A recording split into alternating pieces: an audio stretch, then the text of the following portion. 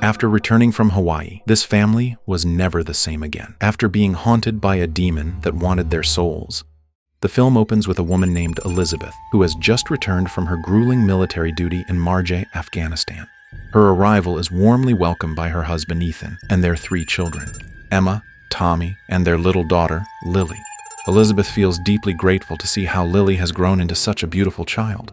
After giving birth to Lily, Elizabeth had to leave her baby and family behind because she was deployed to the battlefield in Afghanistan. Just after arriving home, Tommy proudly shows Elizabeth his creation, a communication radio. He has successfully built a working prototype that he plans to keep improving. Tommy is determined to finish this project so it can be used to communicate with his mother whenever she's away on duty. Even though it seems unlikely, Tommy believes that if he completes the radio, he'll still be able to stay in touch with his mom, no matter how far she goes. Elizabeth appreciates Tommy's brilliant idea. Ethan, who hasn't made love with Elizabeth for a long time, suddenly becomes very passionate and aggressive when they finally do. This leaves Elizabeth puzzled, since Ethan had never behaved like that before. As night falls, unable to sleep, Elizabeth decides to do some weightlifting. But then she notices flickering lights, and when she investigates, she's shocked to witness paranormal activity inside her home. Later, she encounters Ethan putting Lily to sleep. Her attention is then drawn to a tiki totem that Ethan brought back from Hawaii. According to the locals, the totem is believed to bring good luck to the family. When Ethan leaves, Tommy suddenly appears and tells his mother that Ethan has been writing a book about Hawaii and that all his research materials are stored in his study. Tommy urges Elizabeth to take a look at the book Ethan has been working on. The next morning, while Elizabeth is driving Emma to her piano lesson, their car suddenly breaks down. Emma has no choice but to take the bus to make it to class on time, while Elizabeth stays behind to fix the car.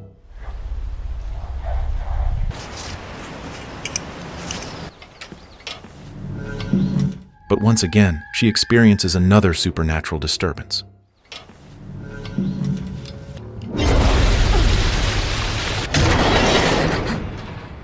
Tommy then startles her by appearing suddenly, saying he's been stung by a bee. Because Tommy is allergic to bee stings, he begins having trouble breathing. Elizabeth quickly injects him with his allergy medication, helping him recover.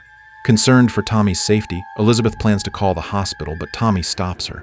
He explains that while Elizabeth was away on duty, his father never took him to the hospital when he was stung, and he always ended up fine. This reassures Elizabeth somewhat, and she decides to let it go. I have an emergency. My son's allergic to... Last time it happened, Dad didn't take me. I want to show you Dad's work before he comes back from town. She then asks Tommy about the sound of running water in the garage, but he says he doesn't hear anything. Tommy instead takes her to Ethan's study to show her something disturbing. Behind Ethan's cheerful drawings, there are hidden, frightening images that he drew after returning from Hawaii.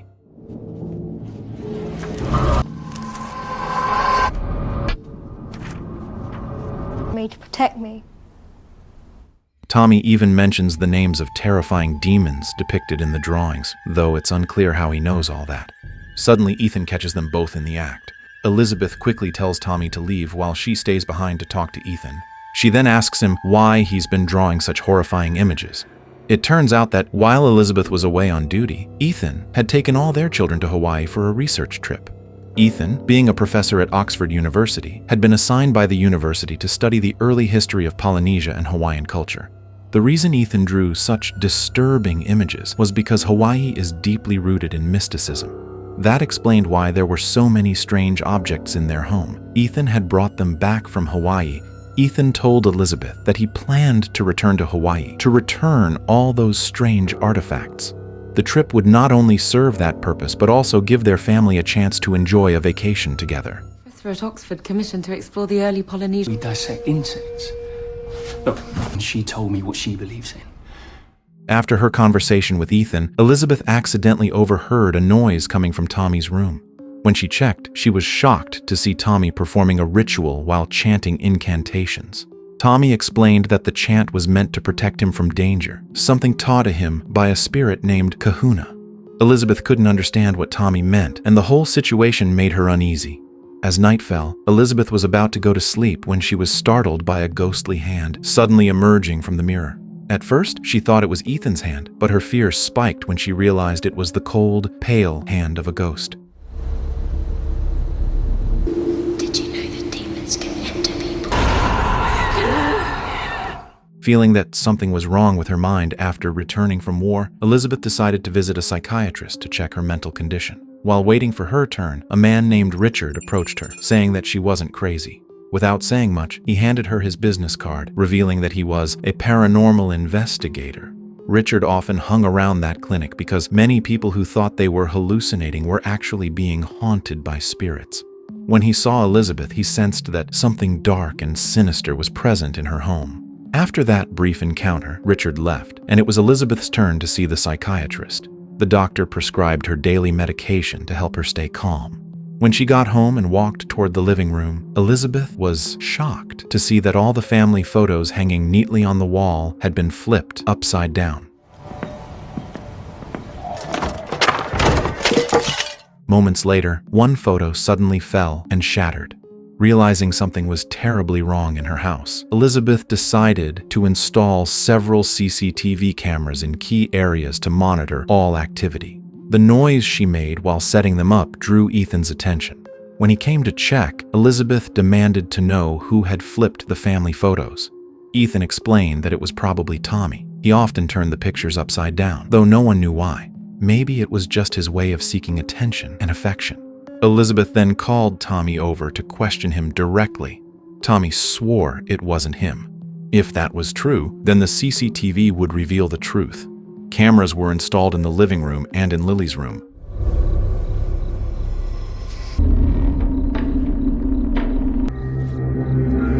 Afterward, Elizabeth noticed Emma playing the piano, so she approached her and chatted casually.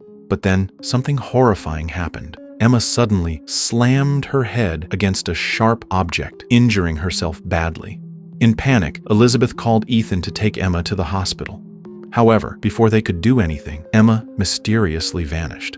Ethan told Elizabeth that Emma was staying at a friend's house that night, which completely confused Elizabeth. She was certain she had just seen Emma injured right in front of her. Frantic, Elizabeth and Ethan checked the CCTV footage. To her horror, the footage showed that Elizabeth had been talking to no one. She had been alone the entire time. Emma wasn't there at all, suggesting that what she saw might have been a hallucination. Ethan then gently urged Elizabeth to open up about what had happened in Afghanistan. Perhaps something from her time there was haunting her mind. But Elizabeth insisted that what she experienced was real and had nothing to do with her military trauma. She was certain that something supernatural was happening inside their home. Ethan, trying to calm her, suggested that they all take a family trip to Hawaii, hoping a vacation might help Elizabeth relieve her stress and regain her peace of mind. Who was there? I was talking to her. You're lying to me! Izzy. Why don't we take that family holiday I've been talking about? It's just Tommy. Not long after, Emma returned home, dropped off by her friend. Elizabeth, who was absolutely convinced that she wasn't hallucinating, made up her mind to uncover the truth behind everything happening to her family. She began to associate the strange occurrences she witnessed with supernatural forces. Because of that, she decided to call Richard and asked him to come to her house immediately. Richard arrived with his assistant, Tom, bringing along equipment designed to detect paranormal activity. When Ethan saw that Elizabeth had called a paranormal investigator without telling him first, he became furious. Elizabeth insisted that what she was experiencing was caused by something otherworldly, but Ethan believed she was suffering from a mental breakdown. Ethan, who didn't believe in anything supernatural, thought Richard was nothing more than a fraud. Enraged, he decided to take the children and stay at a hotel for the night. After Ethan left, Richard began a seance to communicate with the spirits inhabiting Elizabeth's home, while Tom recorded everything with his camera. Questions whilst I'm in it. Machine catches frequencies humans have a hard time hearing.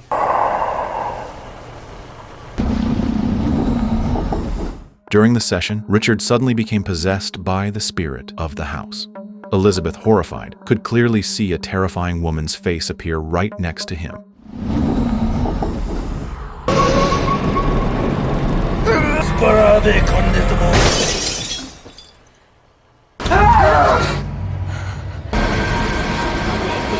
Richard then revealed that a powerful entity resided in the house, one that was now targeting Elizabeth's family. He warned that the entire family was in danger and that the house needed to be purified through a special ritual. However, he couldn't perform the ritual that night as he was completely drained after contacting the spirit. Richard and Tom left, promising to return the next day. Elizabeth paid Richard a hefty fee for his service. Later, out of curiosity, Elizabeth checked the CCTV footage, and to her shock, she discovered that everything Richard had done was fake. The ghost that appeared beside him had been staged beforehand, and the vase that shattered had been knocked over by Tom while Elizabeth wasn't looking.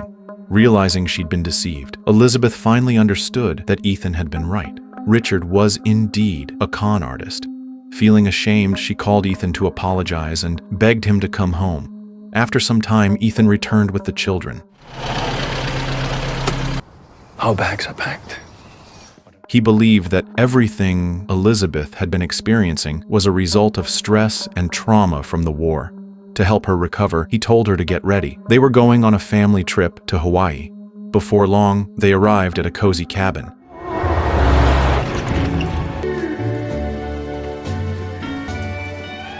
Home sweet home. But soon after settling in, when Elizabeth was washing her face in the bathroom, she was once again haunted by a ghostly presence. The disturbances grew stronger, and when she tried to take her medication to calm herself, she was interrupted by the same terrifying force.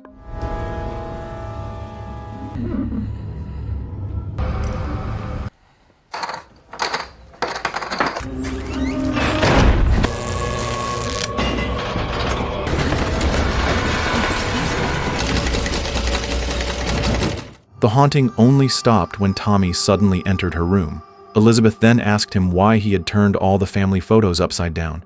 Tommy insisted that he wasn't the one who did it. Elizabeth didn't believe him and sensed that he was hiding something. She remembered that Tommy had once mentioned Kahuna, the being who taught him a protective spell.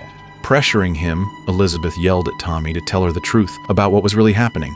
But instead of confessing, Tommy burst into tears, frightened by his mother's anger.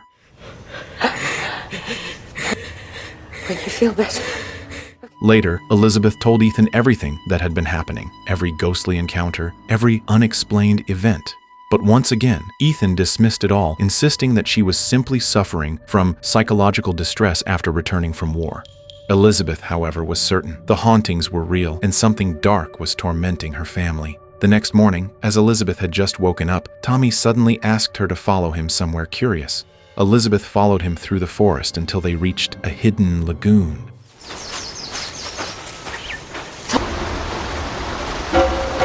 With a serious expression, Tommy told her that a mysterious presence had asked them to dive into the lagoon. There was something beneath the surface that they needed to see for themselves. Intrigued, but uneasy, Elizabeth dove in and began to swim downward.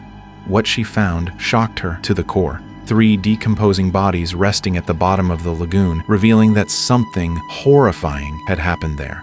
Panicking, Elizabeth rushed back to the cabin to tell Ethan what she had seen. She insisted that they and the children leave immediately, but when she called out for Emma, the girl was nowhere to be found. Ethan and Elizabeth searched frantically, but Emma had vanished. As Elizabeth looked around the cabin, she suddenly heard a telephone ringing from the basement. When she answered it, she was stunned to hear Emma's voice, crying for help, saying she was being held captive. Emma begged Elizabeth to do something shocking, to lie down on a table in the basement and pour a jar of thick black liquid over her own body. She said it was the only way to save her from the kidnappers. But Elizabeth, a disciplined soldier, refused to comply with such a strange command and demanded to know where Emma really was. She swore she would rescue her daughter with her own hands. Suddenly, a figure wearing a mask appeared from the shadows, and to Elizabeth's disbelief, it was Emma, laughing, revealing that it had all been a prank. When Elizabeth stormed upstairs, instead of calling the police, Ethan remained calm, quietly preparing lunch as if nothing had happened. His indifference deeply unsettled Elizabeth. Confused and on edge, she went to Tommy's room on the 2nd floor and found him speaking into his homemade communication radio. Tommy told her that their father, Ethan, wanted to talk to her through it. Elizabeth froze. She had just seen Ethan downstairs. The voice coming through the radio warned her. "The one you're seeing isn't me." Ethan's real voice explained that months ago when their family, Ethan, Emma, Tommy, and Lily, had gone on vacation to Hawaii, they had met another family who seemed kind and welcoming. The family consisted of a man named Brian, a woman named Jennifer, and their daughter, Lisa. At first, the Cormacs were happy to have met them, but soon they realized something was wrong. Beneath the friendly smiles, the family had dark, hidden intentions, and that encounter ended in tragedy. The 3 corpses Elizabeth had found in the lagoon were actually Brian, Jennifer, and Lisa. Brian's spirit had possessed Ethan's body, while Lisa's spirit had taken over Emma's. Only Jennifer's spirit remained without a vessel. The reason Brian and Lisa, now inhabiting Ethan and Emma, had forced Elizabeth to travel to Hawaii was to bring her to their original home, where they planned to complete an ancient ritual of soul transference. Their goal was to transfer Jennifer's soul into Elizabeth's body so that their twisted family could be whole again. Brian, Jennifer, and Lisa belonged to a lineage that practiced forbidden soul transfer rituals. Whenever their bodies grew old or sick, they would find new human hosts through this dark ceremony, something they had done for generations. Meanwhile, the real souls of Ethan and Emma were trapped in another realm, unable to return to their bodies. But thanks to Tommy's invention, the homemade radio, Ethan was able to communicate from the spirit world to warn them. Tommy had been talking with his father's trapped spirit for some time but hadn't told Elizabeth, knowing she would never believe him. The flipped photos, the falling frame, Emma's sudden injury, and all the supernatural events Elizabeth had witnessed, they were all Ethan's doing from the other side, desperate attempts to warn her about the possessed imposters. Ethan's voice begged Elizabeth to take Tommy and run far away to a safe place.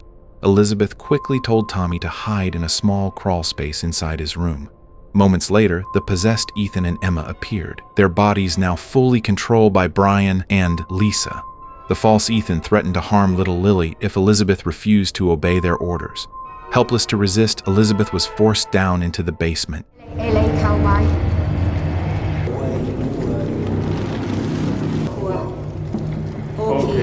There, they commanded her to lie on a wooden table. Her arms and legs were tightly bound so she couldn't fight back. Then, Ethan and Emma, or rather Brian and Lisa within them, began the dark ritual to transfer Jennifer's soul into Elizabeth's body. Thick black liquid was poured over Elizabeth's skin as they chanted the ancient incantations that would complete the unholy ceremony.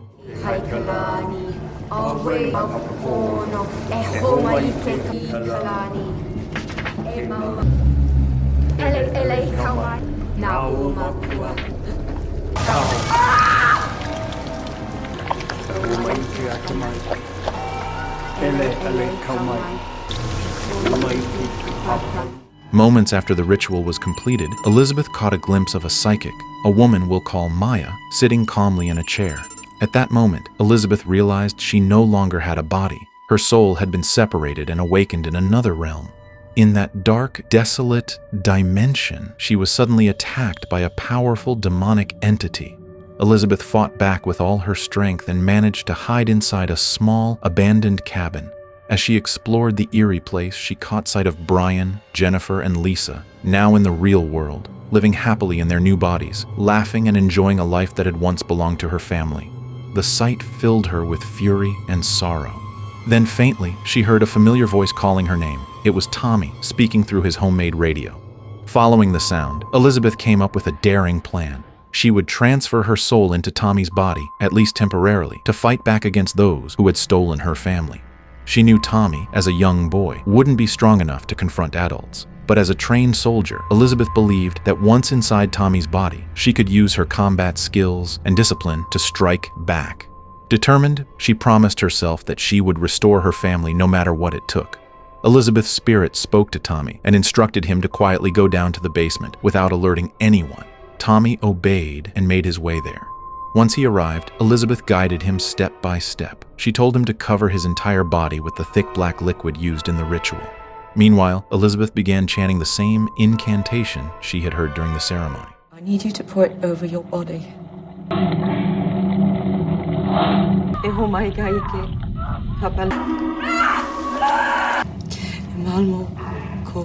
Thanks to her remarkable memory and sharp focus, she was able to recall the chant perfectly after hearing it just once. Without interruption, she completed the ritual and her soul successfully entered Tommy's body. Now inhabiting her son's form, Elizabeth, in Tommy's body, quickly cleaned herself up. Suddenly, Ethan appeared at the basement door, having discovered Tommy's presence. But this was not the real Ethan. It was Brian controlling his body. He immediately hurled a beehive into the room, knowing that Tommy was allergic to bee stings. However, Elizabeth's soldier instincts kicked in. Thinking fast, she spotted a small gap in the wall that she could crawl through. Before escaping, she grabbed a lantern and set the basement ablaze, using the fire as both a weapon and a distraction. She managed to get out unharmed, avoiding both the flames and the bees.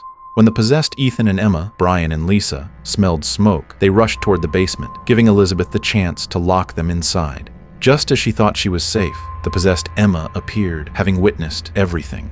A fierce struggle broke out between them. Even in Tommy's smaller, weaker body, Elizabeth fought with the precision and resilience of a soldier. After a tense battle, she managed to knock Emma unconscious.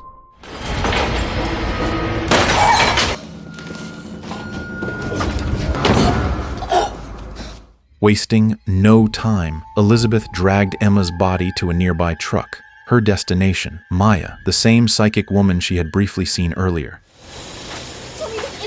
Woman lived there. I've lost someone too. My daughter, Emma. Deep down, Elizabeth knew Maya might be the only person capable of helping her reclaim her family. When she arrived, still in Tommy's body, Elizabeth pleaded desperately with Maya to help her break the curse and end the possession once and for all. At first, Maya refused to help Tommy, but after his desperate pleading and heartfelt determination, she finally agreed. Together, Tommy and Maya brought Emma's unconscious body back to the cabin. There, Maya immediately began performing the soul transfer ritual to return the spirits of Emma, Elizabeth, and Ethan to their rightful bodies.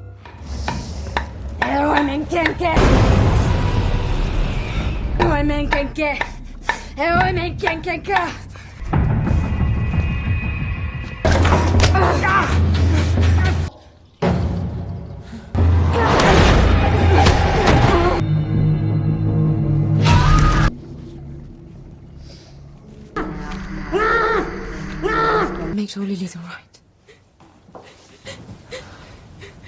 You've been... I missed you so much. Wait, I'm sorry. I'm sorry. The process was long and intense, but Maya's experience and power as a psychic paid off. In the end, her efforts succeeded. Elizabeth, Ethan, and Emma's souls were restored, each returning to their own body. Moreover, Maya managed to destroy the corrupted souls of Brian, Jennifer, and Lisa, erasing them from existence forever. For a brief moment, the Cormack family believed that everything was finally back to normal. They embraced, relieved that the nightmare seemed to be over. However, peace did not last long. Soon they began to notice strange behavior from Emma. Sometimes her body moved as if controlled by a dark, malicious force, and she would lash out violently, almost hurting those around her. Maya, sensing the truth, revealed the horrifying reality. When Emma's soul had returned to her body, a demon named Kaimoni had entered along with it. Maya explained that anyone possessed by Kaimoni was doomed to die. She had encountered this demon once before, in a previous case where a woman was possessed, and the demon had refused to leave, forcing Maya to end the victim's life to stop it. This time, she vowed to save Emma no matter what. They needed to perform an exorcism ritual to drive Kaimoni out of Emma's body before it was too late.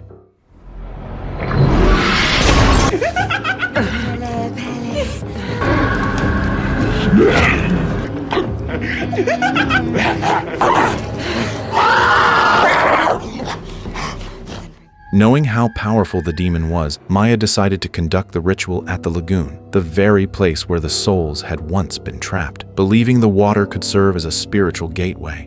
When they arrived, Maya prepared the sacred symbols and chants, then instructed Elizabeth to gently lower Emma's body into the water.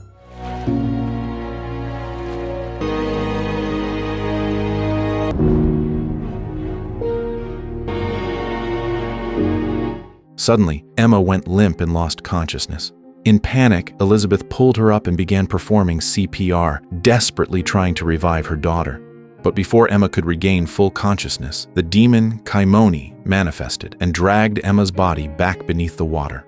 Elizabeth screamed and tried to pull her out, while Maya continued chanting, pouring all her remaining strength into the exorcism. Yet no matter how hard they tried, the demon clung to Emma, refusing to release her soul. Realizing there was only one way to save the girl, Maya made the ultimate sacrifice. She offered herself as a vessel, shouting the final words of the ritual. In an instant, Kaimoni abandoned Emma's body and seized Maya's instead. The demon dragged her down into the lagoon's depths, vanishing into the darkness forever. Elizabeth dove in and managed to retrieve Emma's body, bringing her to the surface.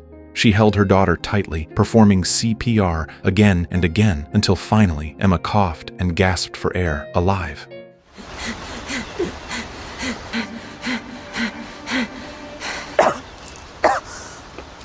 In the aftermath, the Cormac family returned home, shaken but grateful. Elizabeth decided to leave her life as a soldier behind. After all the horror she'd endured, she realized nothing mattered more than her family.